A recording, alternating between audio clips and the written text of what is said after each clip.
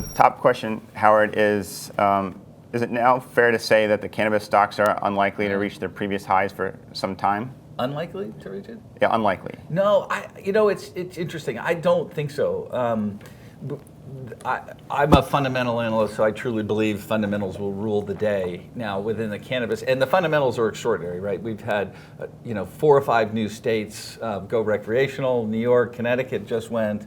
I think Connecticut went this week. We're in the state of Connecticut. The fundamentals are extraordinary, frankly. And Dan and I talk about this all the time in terms of how cannabis is going to impact the consumable space. He follows Constellation Brands. They've obviously, invested a lot in the cannabis space. But you have some really well-run U.S. companies, and I'm going to emphasize the U.S. piece, right? Because we're not too favorable on the Canadian names, and frankly, I'm not sure the Canadians will ever be big players in the U.S. cannabis space. So that being said, once we get to this point where we see a roadmap for legalization, and that's really what's stalled out, I think, these stocks, because Senator Schumer has, sort of just, he's just taken hold of legalization and frankly, probably trying to do more than, Washington is willing to do, meaning he's trying to, have a much broader impact on legalization when, it's clear, at least, from when you look at, Republicans or Democrats and whether a SAFE Act could get done, which is a much smaller piece. It can certainly get done today. And I think, the chairman of Curaleaf, frankly, said that the other day on a call. So, and when that happens, you are going to see these stocks revalued higher, because if in fact the SAFE Act does get done this year or sometime before midterms, then certainly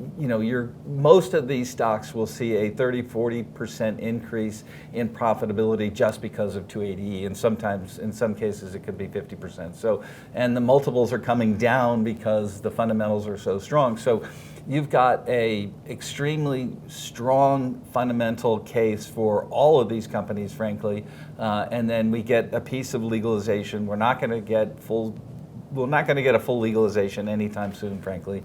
But I do think the SAFE Act will be passed. And if you think back to, sort of where we were 12 to 18 months ago, people were not thinking that SAFE could even get done. And now it's like, okay, this could get done, but Washington wants more. We do all want more, frankly, because that's what the country needs. And no greater example of that than the Olympic sprinter that can't, run in her main event for gold medal because, she, smoked marijuana. I mean, this is just, I was talking with Dan Holland, I mean, this is probably one of those, and I feel sorry for her, one of those seminal events in cannabis, and Schumer should come out tomorrow and if he can, and drop his bill, because the sentiment on this is just so extraordinary. But once we get clearer path on legalization, or at least a piece of legalization, these stocks are going to rip higher, because, it's the follow the money theme, right, where you can have institutions. Now, there's a couple pieces to this, right?